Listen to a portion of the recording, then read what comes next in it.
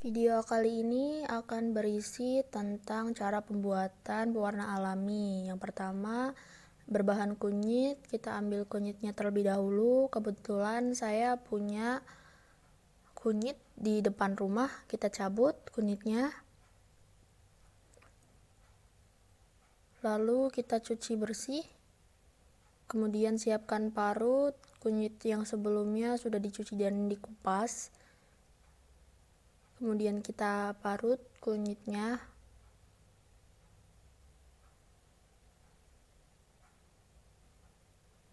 Oke, sesudah diparut, lalu siapkan saringan dan wadah untuk menyaring sari-sari dari kunyitnya.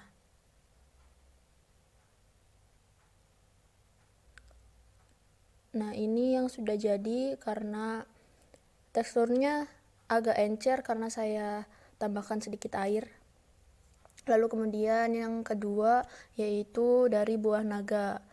Yang pertama dipotong dulu buah naganya menjadi beberapa bagian. Tentunya memakai buah naga merah. Dipotong. Caranya sama seperti kunyit. Nantinya akan disaring. Tetapi karena buah naga ini teksturnya lunak, kita tidak perlu parut buahnya terlebih dahulu.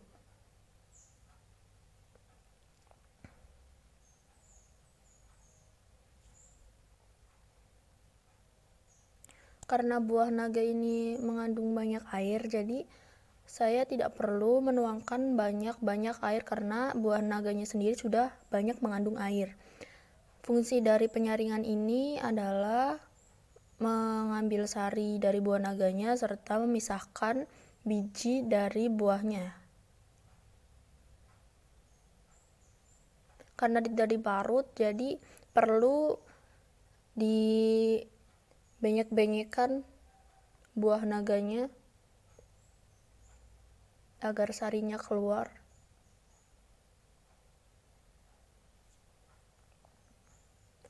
Nanti di akhir bisa kita lihat hasil akhirnya tidak seperti kunyit. Ini lebih kental dari kunyit. Proses berikutnya adalah proses pemisahan daging daun dari tulang daun. Kita siapkan daunnya, lalu siapkan 1 liter air, rebus daun dalam waktu 30 menit sampai tulang daunnya agak mulai lunak. Lalu setelah itu pisahkan daun ke dalam kaleng karena akan menggunakan bahan kimia yaitu soda api, jadi hindari pemakaian barang-barang rumah tangga. Kita pindahkan daunnya. Setelah daunnya dipindahkan, lalu siapkan air panas sebanyak 1 liter dan larutkan 4 sendok soda api ke dalamnya.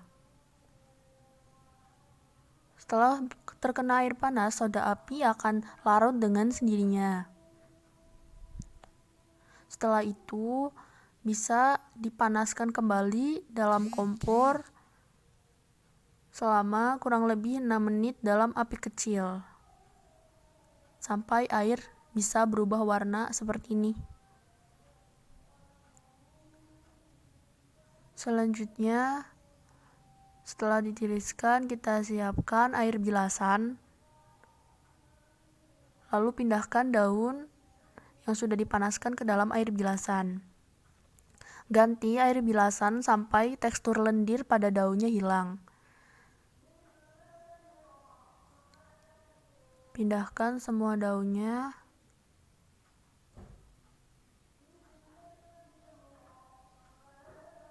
Lalu siapkan Baiklin dan larutkan 1 tutup botol Baiklin ke dalam 1 gelas air. Tempatkan di wadah yang datar. Tujuannya yaitu untuk membersihkan daun agar daun lebih putih dan bersih. Setelah menyiapkan baik clean, siapkan juga sikat gigi bekas untuk membersihkan daun. Lalu siapkan juga kertas untuk menjemur daun yang sudah dibersihkan. Langsung sikat daunnya secara perlahan. Bisa dirasakan perbedaan tulang daun yang tebal dan yang tipis.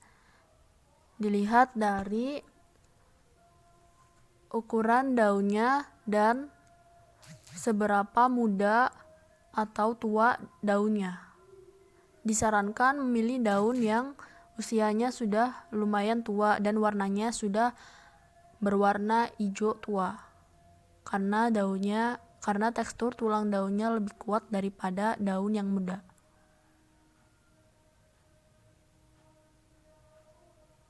Selanjutnya kita masukkan ke dalam baik clean. Lalu bisa langsung dijemur sampai daunnya kering. Setelah itu bisa dilihat hasil daun yang sudah kering seperti ini dan siap untuk diwarnai. Proses selanjutnya yaitu proses pewarnaan tulang daun menggunakan pewarna alami. Yang pertama, pewarna alami dari akar pohon mengkudu. Lalu pewarna yang kedua menggunakan daun jati. Dapat dilihat pewarna dari daun jati memiliki warna yang lebih pekat dari pewarna yang dihasilkan dari akar mengkudu. Keduanya menghasilkan warna merah. Saya akan mencoba keduanya dan akan memilih salah satu warna yang lebih cocok digunakan. Ini adalah hasil tulang daun yang sudah diwarnai. Sebagai perbandingan, daun yang pertama adalah daun yang tidak diberi warna sama sekali. Daun yang kedua yaitu daun yang sudah diwarnai oleh ekstraksi akar mengkudu. Bisa dilihat warnanya merah terang seperti ini.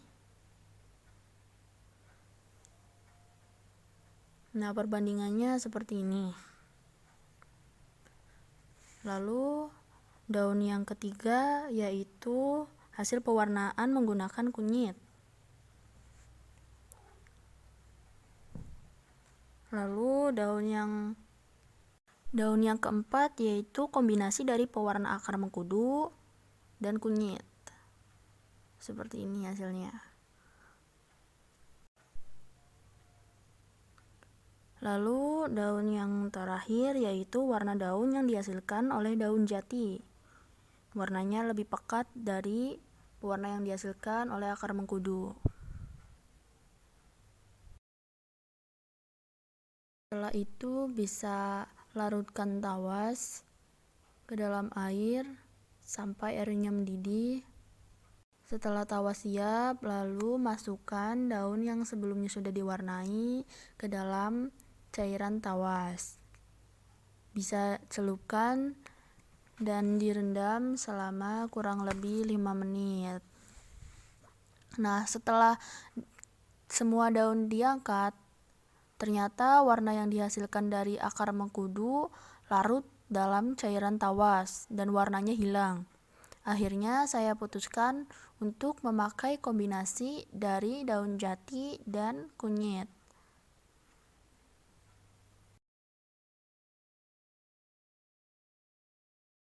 Nah, ini merupakan hasil warna kombinasi dari daun jati dan kunyit dan telah melalui proses fiksasi dan penjemuran. Hasilnya bisa dilihat seperti ini.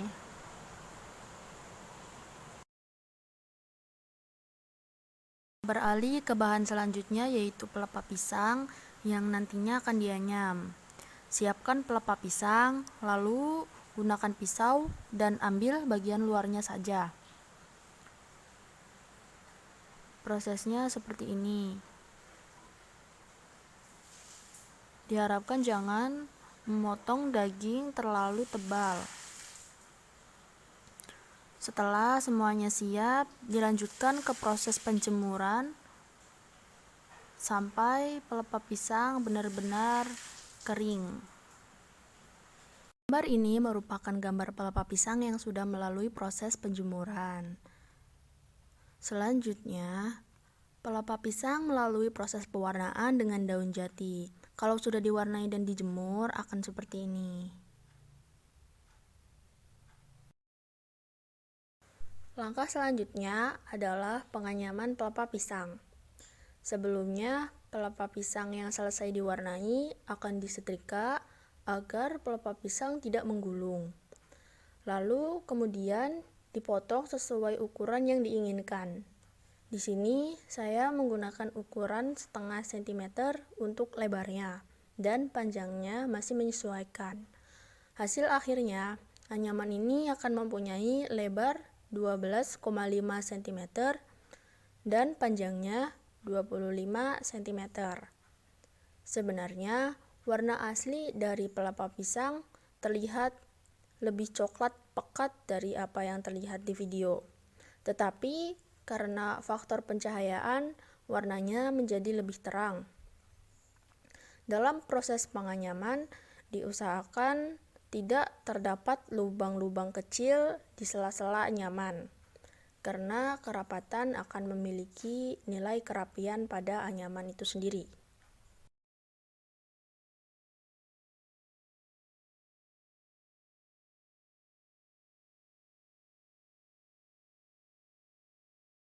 Ternyata ada beberapa hal yang dapat mempengaruhi proses penganyaman, yaitu ketebalan pelepah pisang. Pada saat menguliti pelepah pisang, perlu diperhatikan ketebalannya, karena ketebalan akan mempengaruhi elastisitas dan kualitas dari anyaman. Apabila pelepah tebal, maka kekuatan dan elastisitas akan bertambah. Selain itu, akan memudahkan dalam proses penganyaman. Karena ketebalan sangat diperhatikan, maka lamanya proses pengeringan juga perlu diperhatikan. Pastikan pelepah pisang kering agar bisa menghindari jamur pada pelepah. Ini merupakan pelepah pisang yang hampir selesai.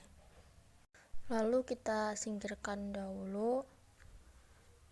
Dan ini merupakan sketchbook ukuran A5 yang akan disampuli dan sudah dipisahkan dari lembar halamannya.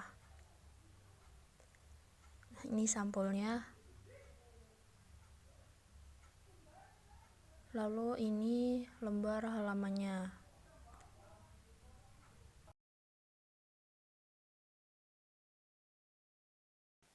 Proses selanjutnya adalah penyemprotan anyaman yang sudah jadi menggunakan pernis untuk mencegah terjadinya penjamuran pada pelepah pisang.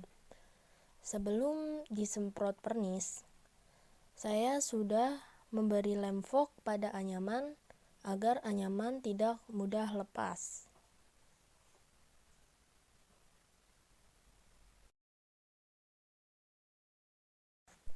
Selanjutnya, siapkan cover book yang sebelumnya sudah saya lepaskan dari lembar halamannya. Cover ini sudah dilapisi dengan kertas duplex agar cover terlihat lebih tebal. Selanjutnya, siapkan bahan-bahan yang akan digunakan. Ada tulang daun dan juga ada lem. Di sini saya menggunakan lem fog.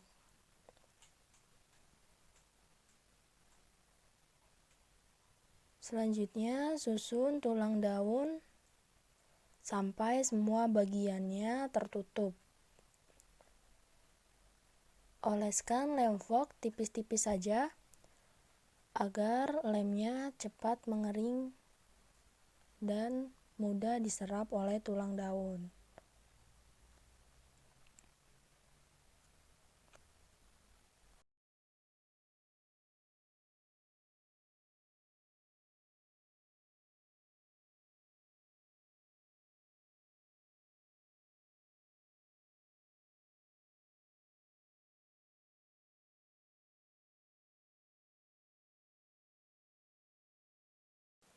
Jika proses pengeleman sudah jadi, maka hasilnya seperti ini. Bagian cover sudah tertutup oleh tulang daun dan lem juga sudah menempel dengan sempurna.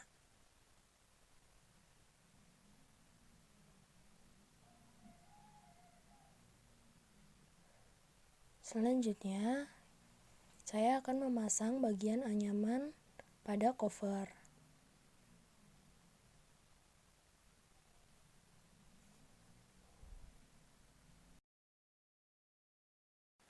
Pada proses pemasangan anyaman, saya menggunakan 2 lem agar daya rekat menjadi lebih maksimal. Saya menggunakan lem Vogue dan lem Alteco. Lem Alteco memiliki daya rekat yang cukup baik karena lem ini biasanya digunakan untuk lem sepatu atau lem perabotan rumah tangga lainnya. Maka bisa dipastikan daya rekat lem ini sangat baik. Bisa gunakan bantuan palu untuk mengetok-ngetok agar lem menempel dengan maksimal.